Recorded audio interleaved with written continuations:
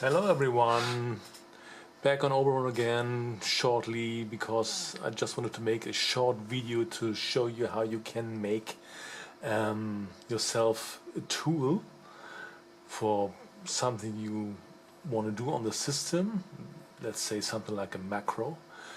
And I think it's pretty cool because there are some commands in the Oberon modules that may help you in this, and I made myself a small tool for deciding which operating system my computer is booting, because I have two systems. I have MS-DOS and I have Oberon, and I'm still struggling with the full functioning and good working boot manager.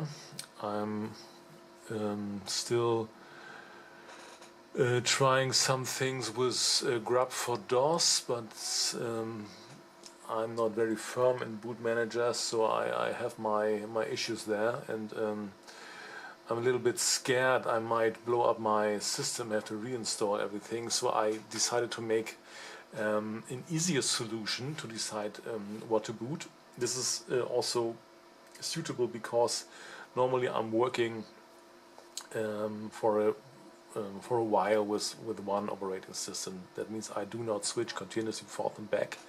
When I do something on DOS, I stay there for some weeks, and then I switch to Oberon and make something in Oberon. I also stay with Oberon for some weeks.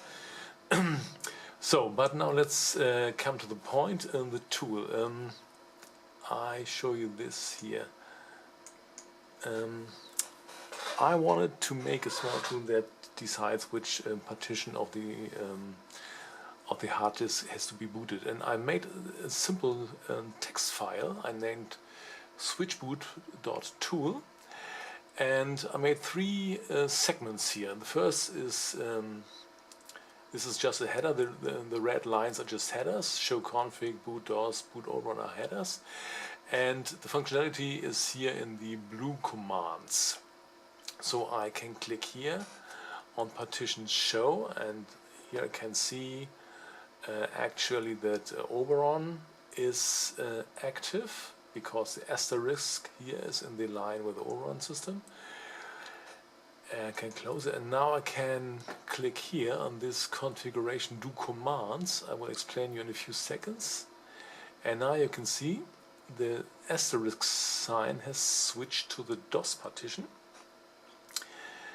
And we can close it again, and now we're gonna activate this boot Oberon, and you can see now the Oberon partition is active again.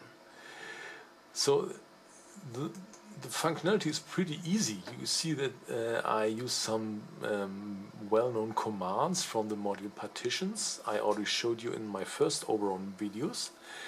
You can show the contents of the partition tables, and you can activate and deactivate partitions. There's nothing special.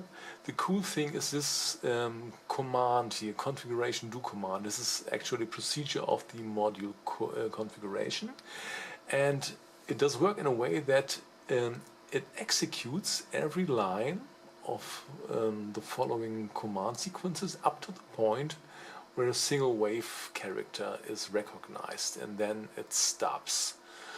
So when I click, for example, here on this configuration do commands, then what it executes is partitions deactivate partition number 2, that's the Oberon partition, activate partition number 1, this is done here, and at the end partition show, and this is this window here. Yes. And the functionality was very easy to establish, but I wanted to beautify it a little bit. I wanted to make the headings and the active code here in different colors, and I found out that there's a pretty cool tool like this thing. When you click on the documentation button here, you can invoke text docs panel, and this is a panel where you can do something with text. I will shift it to my other desktop on the right side. Now we have it here. Okay. And it's very easy. For example, you just select the text you want to change, and you go to the color button here, and for example you want to change it to turquoise. When you take back the selection, you can see now it's turquoise, but it's very bad color. Let's switch it back to a light red. So that's better. And in the same way you can make these lines here blue. I think that's very intuitive, because from the HTML documents, you know, always that blue colored text is something that you can activate by clicking with the mouse.